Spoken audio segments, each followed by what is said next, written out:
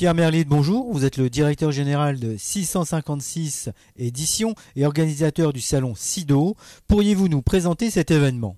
Le SIDO, c'est l'événement dédié à la convergence des technologies pour la transformation numérique des entreprises. Donc, on parle de plusieurs briques. Les objets connectés, qui sont un peu le cœur historique de la proposition de valeur du SIDO. Bien entendu, l'intelligence artificielle, la robotique, et la dernière brique arrivée depuis l'année dernière, toutes les technologies de la réalité virtuelle et de la réalité augmentée qu'on appelle aujourd'hui la cross reality, donc XR. Voilà. Donc le SIDO, c'est probablement l'événement leader autour de cette convergence des technologies, qui revient pour une 7e édition 2021, les 22 et 23 septembre à Lyon. Et puis on parlera probablement d'une petite nouveauté cette année avec un deuxième SIDO aussi au cours du second semestre.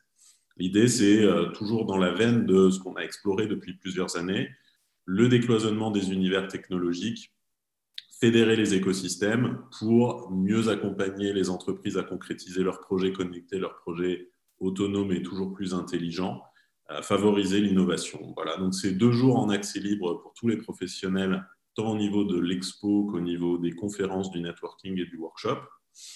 On rassemble à peu près par édition 300 exposants, entre 80 et 100 conférences et sessions, 200 speakers.